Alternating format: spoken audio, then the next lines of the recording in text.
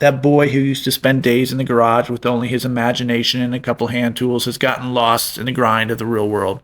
I think it's time we find him. 3 quick, easy scrap wood projects. I can't make it any clearer than that. It's Therapy Thursday, where instead of laying on a sofa and paying someone to hear me, I head to the shop, hit record, and hope you don't mute me. 3 projects, all different. Not every build needs a full video, but I think nearly all of them deserve to be seen, no matter how small, quick, or easy, because you never know which one will inspire you.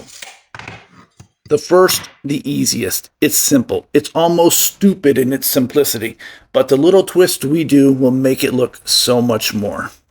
Now, a few years back, I ended up with quite a few small blocks of hardwood, tiny and worthless, but I glued them together and ended up making a set of Tealights for a gift, and the person loved it.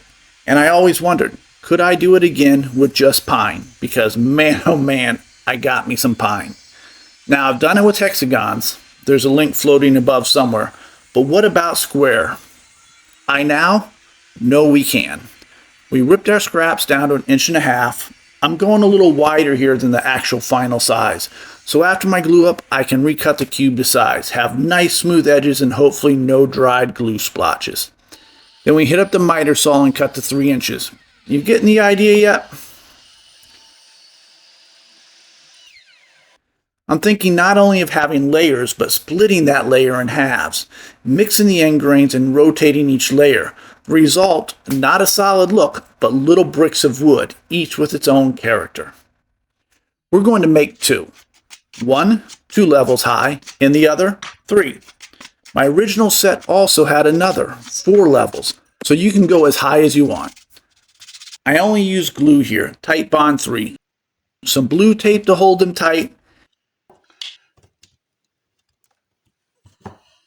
Good and dry, we remove the tape and cut the size, taking roughly 1/8 inch off each edge, a quick sand, and drill a 1 5/8 inch hole in the center. Find your center by drawing a line corner to corner.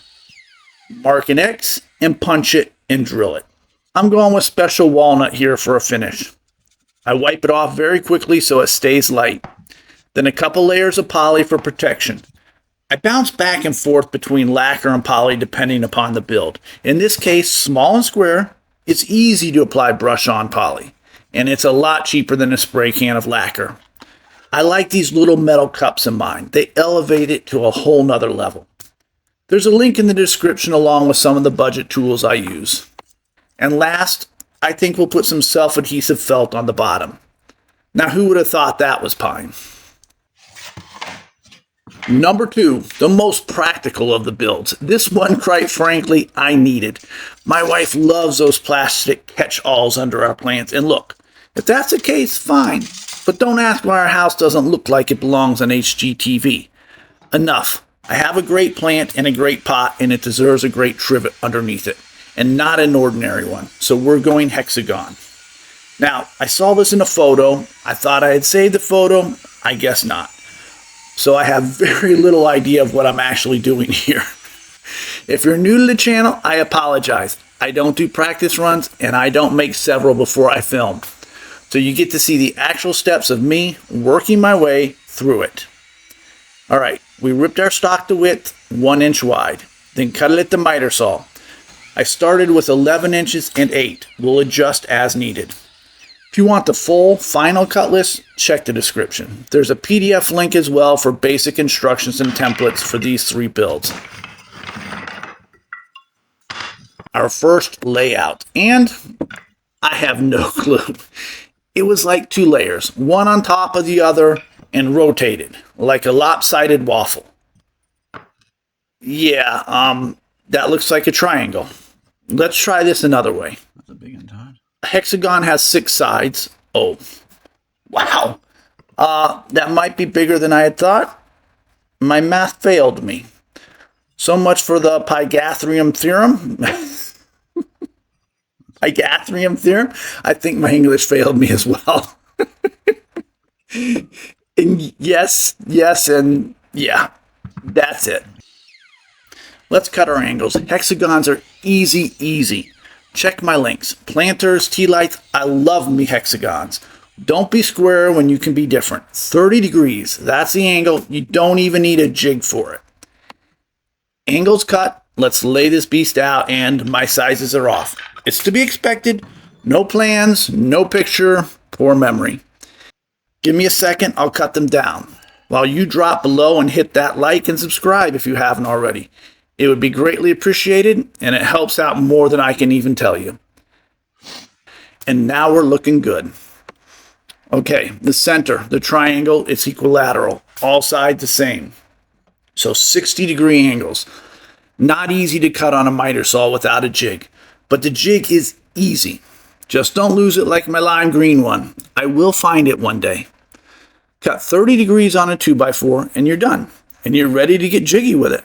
Slide your saw back to 0 degrees and you now have a 60-degree cut. Go slow, be careful. Miter saws are comparatively safe. Don't lift the blade while it is spinning and you should be good to go. Wow, I was going to stain this, but I am loving me the dark triangle look. And glue up. Easy peasy. Tight bond 3. Shooting staples in from the backside. Use the extra pieces as spacers and go to town. An inch between slats and center the triangle in the end. Done. Number 3, my favorite, the best for last. This idea, if you will, is endless with possibilities. I have a truck, a rustic step-side truck. I'm going to make it into 3D art, perfect for those shelves, counters, and nooks and crannies that make a house feel lived in, to make a house a home.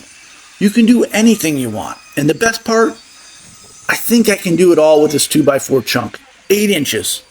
I'm going to rip it in half and find out. I stand it on end, rip it halfway through, flip it, same edge to the fence, and rip it the rest of the way. Not bad for eyeballing. Oh my God.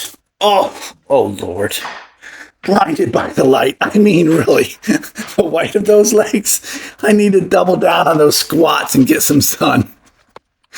Cut the truck out. Not too closely. I want an 1/8 to 1/4 inch bigger than the picture. I cut the patterns for the hubs and tires, and I'll need 2 of each of these.